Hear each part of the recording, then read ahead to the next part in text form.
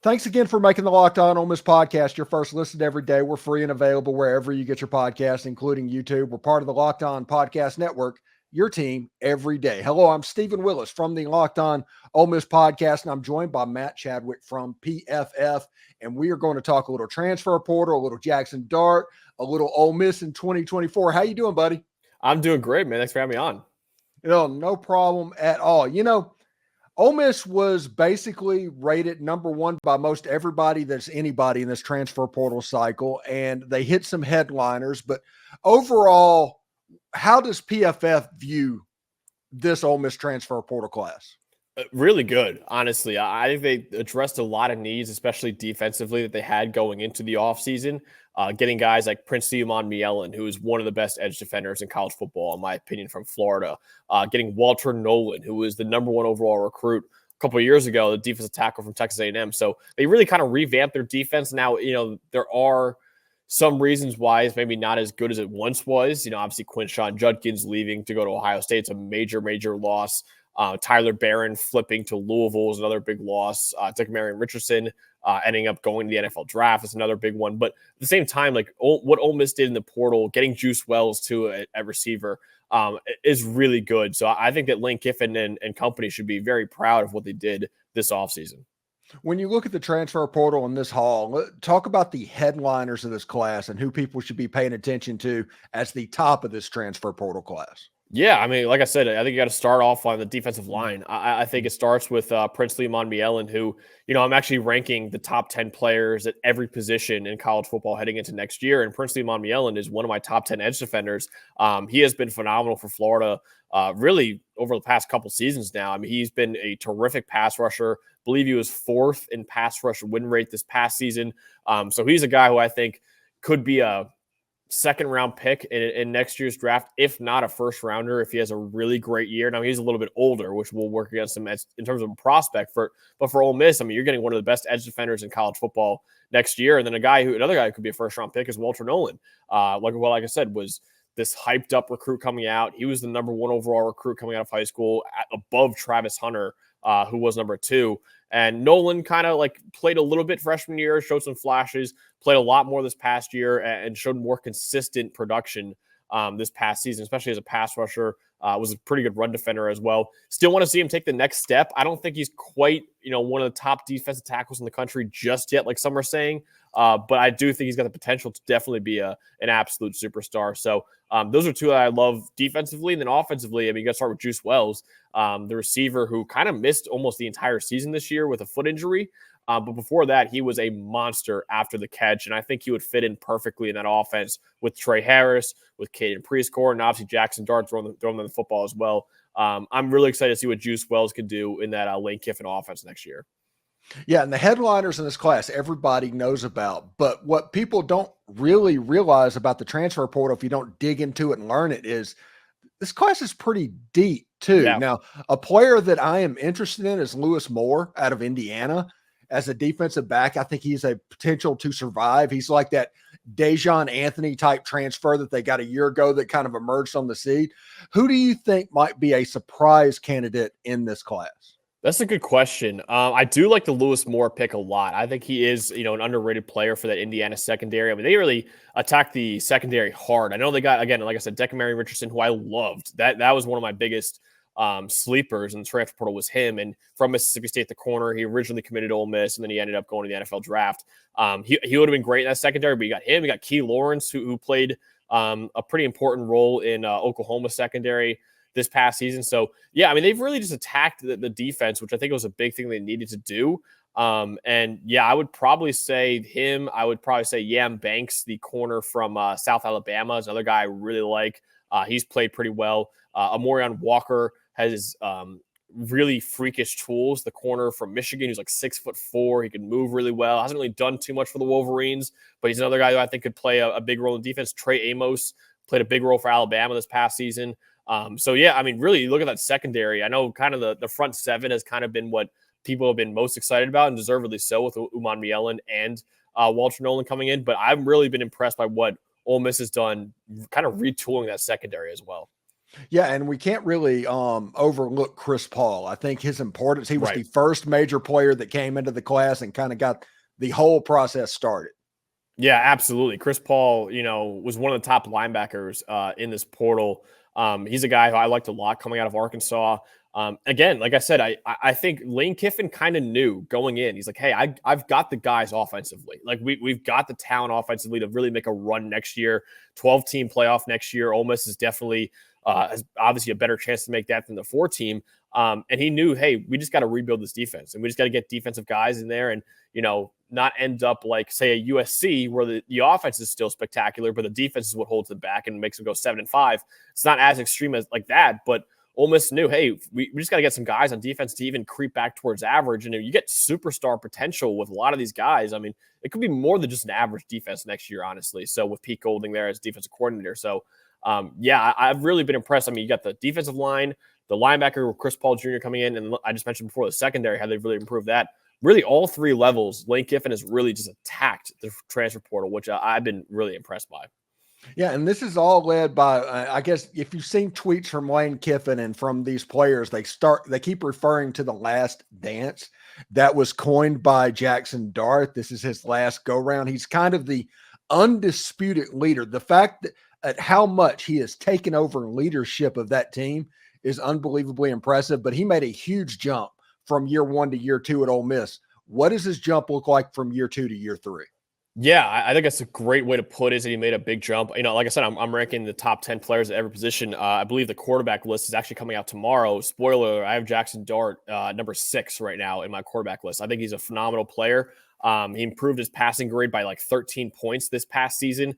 I think a big reason for that and why he improved so much was that he took a huge jump outside, from throwing outside of the pocket. 2022, he had a 43 passing grade when forced outside of the pocket. That was 111th in the country. This past year, 74.6, which was 15th in the country. So he really improved outside of the pocket. Now, the thing with Jaxson Dart that I think, it doesn't matter really too much for college football, but when you're projecting to the NFL, the Lane Kiffin offense is a very quarterback-friendly offense that he's got there, with RPOs, play action heavy.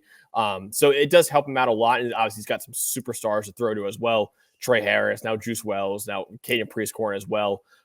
He's still a guy that I think could improve more when you're not using RPOs and play action. Like on dropbacks where he didn't have RPOs or play action, he had 6 big-time throws and 6 turnover-worthy plays. So that's not really a great rate for him. But I think Jaxson Dart, just keep improving, man. He took a huge jump from sophomore to junior year. If he has another jump from junior to senior year, we could be looking at one of the top quarterbacks in college football, a guy who could be a Heisman candidate, and especially with Lane Kiffin's system, and a guy that could be leading Ole Miss to being one of the top teams in college football as well. Yeah, I had Mike Detillier on my show. He's an analyst out of New Orleans a couple of weeks back, and he referred that Jaxson Dart has a chance to have a similar jump to what Jaden Daniels did between his junior and senior year. Do you think that is something that is, I don't want to say likely, but like possible? Do you agree? Yeah, I think it's tough to say. Jaden Daniels, I really thought had one of the most dominant Heisman years. It's just really people were kind of coming at him because they went 9-3 when really that was entirely the defense. I think in LSU's 3 losses, they led up an average of 47 points per game. So it's like none of that was really on Jaden Daniels. But yeah, I think I don't want to say he's going to have like a jump like that, because that really was like a, otherworldly jump. And now Jaden Daniels is going to be a top 5 pick in the draft. But I do, like I said, I don't think Heisman, conversation is out of the discussion, especially in a quarterback class coming back that's, let's face it, a little weaker. You're losing so much talent to the NFL draft this year that the quarterback position just really isn't as loaded as it once was. Jaxson Dart, he's got the talent, he's got the supporting cast to help him out, and he's got one of the best offensive minds in the country in Lane Kiffin coaching him up too. I would not be surprised if we see Jaxson Dart in New York City at the Heisman ceremony next year. Yeah, and if you look at it, Lane Kiffin brought in 40% of the Joe Moore winning offensive line this year in the transfer portal as well, and Nate Kalepo and Julius Bulow. Well, okay, we've talked about all of that, the transfer portal, Jaxson Dart. Those are 2 very important pieces in this. Let's talk about the overall Ole Miss outlook. Pretty much anybody that's everybody, or everybody that's anybody, I should say, has Ole Miss somewhere in between 4 and 7. You see that pretty consistently. What do you think the general outlook is on the Rebels for 2024? Yeah, I honestly, I thought I was going to be the lone man. I actually wrote an article about Ole Miss after the Peach Bowl game, saying like, "Hey, this is a team that is a national title contender next year." I thought, because last year I was kind of one of the only people that had Florida State. I had them number 4, I think, in my preseason ranking, so I was all in on Florida State. I was like, "Oh man, Ole Miss is going to be like Florida State again." And a lot of people, I think, have the same idea now. So I agree with him. I think Ole Miss is probably somewhere in that 4 to 7 range. I think I had a number 5 or 6 in my ranking. I'm probably going to update that pretty soon. But it's been phenomenal. Now, listen, am I as high on them as I once was?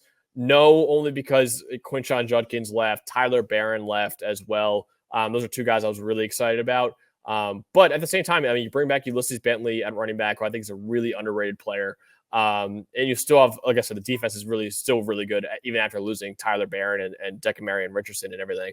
But I still think this Ole Miss team I still think they're in the top 10 for sure. And, in a 12-team playoff now, absolutely Ole Miss is one of my picks to make the 12-team playoff next year. All right, now I'm going to give you a name to pay attention to that not many people is going to be talking about for the next 6 months, but pay attention to Kedrick REO. Spelled Kedrick Riscano. Kedrick REO. That is somebody that is going to make the Quinshon Judkins loss a little bit more palatable. Okay. I'm excited, man. I'm excited for that. Yeah, again, like I said, I'm ranking every position. I put Judkins actually in my number 2 running back heading into next year behind Ollie Gordon, who just won the Doak Walker Award. But it's a big loss for sure.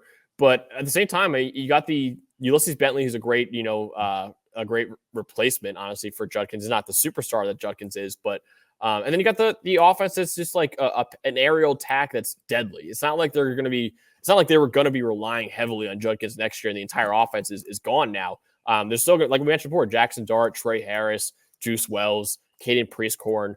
Those are all really, really good players. And Dart, Trey Harris, and Priestcorn I have in the top 10 of each of their positions heading into next year. So I still think this Ole Miss offense will still be really good even without Judkins, but it is a little bit of a blow to see one of the best running backs in America leave your program, though. Yes, and it's also really crazy that it didn't affect the record. It didn't, the feeling, all of the momentum that Ole Miss had when you lose one of the best players in the conference, that it didn't derail any of that. That's a testament to what Lane Kiffin's built.